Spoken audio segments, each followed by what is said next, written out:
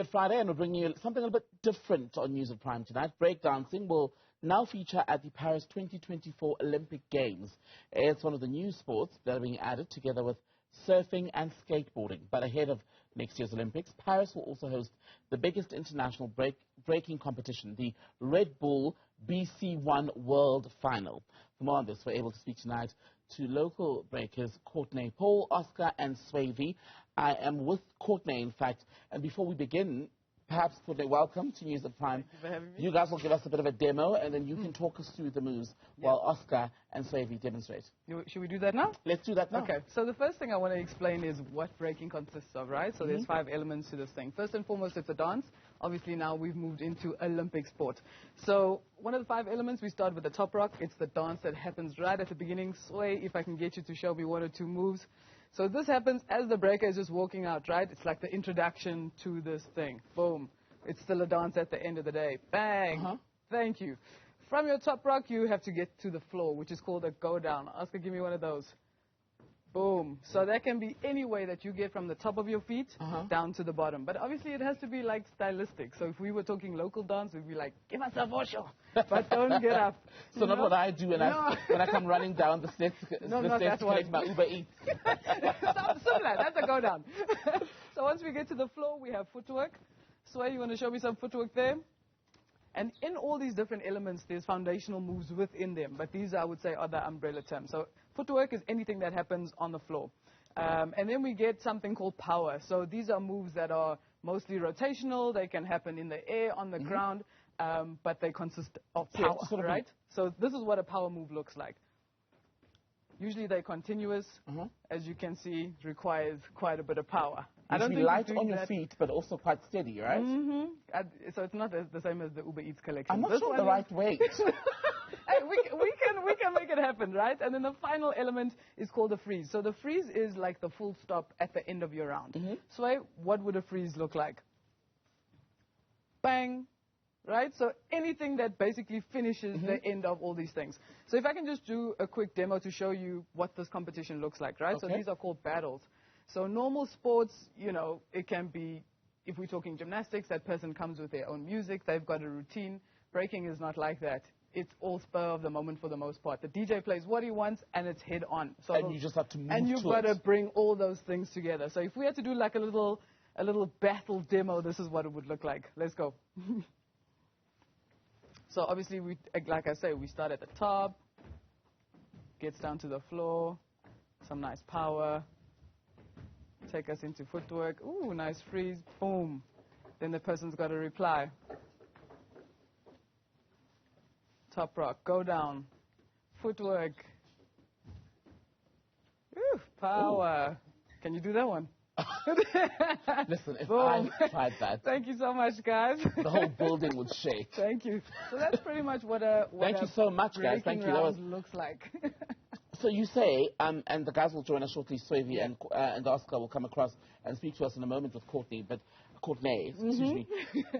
When you were saying that a lot of what happens can be sort of spur of the moment where you need to move to the beat, basically. 100%. How then do you prepare? You've got, like I say, so when we look at those different elements, right, you've got to make sure that you are, one, hitting all those elements because there's a specific judging system. So in the same way that you get marked in a test, there's something that judges are looking for. I need to make sure I have all those things, but also there's an element, yes, of competition in a way that if you're going to do a backflip, I need to show you that I can do that but better. So there's a heavy element of individuality and how you're bringing it to the stage. You know, that day you could be tired, have an injury, the DJ could play a song you don't like, and it doesn't matter. You have to go. Okay, the guys are now with us, and we're going to talk about what's going to happen in the next few weeks, because it's about to get quite busy, isn't it? Because you're looking towards Paris, coming August, but there's a lot happening in South Africa as well before you get there. Let's talk about the competition in Paris itself, and of course in view of the Olympics next year. So the next big one, I think in 2.5 weeks, we've got Red Bull BC1 South Africa national final. That's a big one. Outside of the Olympics, and probably including it right now, BC1 is the biggest breakdancing competition in the world. It's been around for many years. This will be the 16th year, I think, in South Africa. So how that works is they do qualifiers in the different cities. I won Joburg. The boys have qualified in Johannesburg as well. We go to Cape Town and versus all the other cities. Winners from there, boy and girl, go to Paris, I think in August for that world final. So It's incredible. Like, prior to this, there was just no platforms, you know, so these things are very important. And guys, are you looking forward to possibly going to Paris? Yes, we are. Yes, sir. Did you think when you started out that this would be it, where you'd be sitting here in 2023, possibly going to qualify to be in Paris on a massive global stage? I had no idea it would get that big, to be honest. It was still just a hobby, something I did after school in the empty room. So for it to get this far is really, like, surprising. And how did you get started? I started watching movies, and it inspired me. And then I started getting into watching the actual battles on the internet. And I realized, like, oh, this is not just like Hollywood entertainment. There's a real culture. There's a real scene that exists. So I tried to get involved myself, and I would just watch YouTube tutorials, and then that's how I got into it.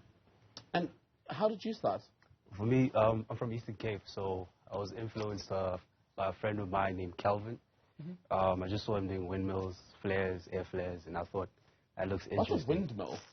You know that little round thing he was doing on the floor? Uh-huh. Yeah, that's what. Oh, okay. And did you find it easy to do?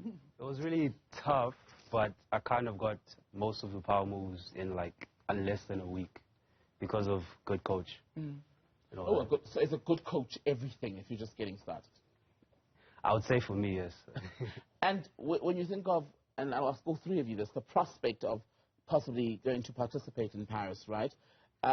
How much would that mean to you as performers? Sure. It's mind-blowing, to be honest. And I think we all sit here and go, nobody expected it to go this way, you know? So when I started, oh gosh, maybe 10 years ago, and then I stopped for a couple of years, purely based on the fact, besides just being a female, as a breaker, there's very little you can do in the space. Now there's Red Bull VC1, which includes females. There's Olympic platforms. It's just like, the sky is not the limit anymore. So for me, the journey started about 3 years ago with the qualifying process. I think as it stands today, I'm still ranked top beagle on the continent. In 5 weeks, I need to win the African Continental to secure my spot. So there's a lot of pressure. But that being said, you know, he speaks about coaches and all these things. We don't have the same kind of support, infrastructure, knowledge, generational knowledge, you know, that in Asia, Europe, the Americas have. So we're always on the back foot. You know, we've got to travel very far out to get to these qualifiers. But there's just something about Africans, man. Like, it takes a lot to kind of stop us. So. And is it easy to get there, Courtnaé? Sort of, can anyone just get started, or do you absolutely need a coach? I think it's financially, incredibly is it difficult. easy to do? No, I don't think so at all. You know, when I say, like, when I started, and the reason I stopped is because I actually couldn't afford to do this anymore. You know, so my career took a turn. I started DJing. I did a lot more TV, media. I started traveling more because I needed to work. You know, I think I'm now in a position where I'm stable enough to give more time to this thing because it is time consuming and it's expensive. We don't get support. So, for example, in the last, I think, 6 months, I've done Seoul. Just came back from Japan, and all of that is funded by either you need to have a sponsor or you need to have very deep pockets. There's no dance federation going, hey, we will cover top to bottom, you know? And I'll come to you, Swae V, and ask you guys if you've already had other international trips based on breaking and what Paris would mean to you specifically. So personally, I haven't had any international trips. It is something that I'm looking forward to eventually at some point in my breaking career. But if I did get to Paris, what it would mean to me is it would legitimize all of the effort and hours and everything I've put into trying to get as far as I've gotten as well. People would be able to look at breaking and see it as not just the spinny thing or like that cool thing. There's a lot to it. Exactly, it is. And you?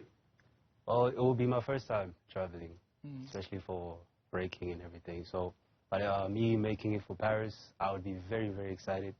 Very nervous at the same time. Currently, I am very nervous and excited for BC1 and breaking for gold, but I don't know. I'd just be very nervous and excited. I'm sure you guys will do well based on what you've shown us today. Swae V, I've never felt more cool learning a name. Swae V, Oscar, and Courtnaé, thank you so much for coming in tonight, and all of the best with everything that's on your program here in South Africa. And hopefully next time we'll see you guys. We'll be after victory in Paris. And also some of your moves, maybe. You know? Mine I stay for the club. Okay, fair enough. Thank you.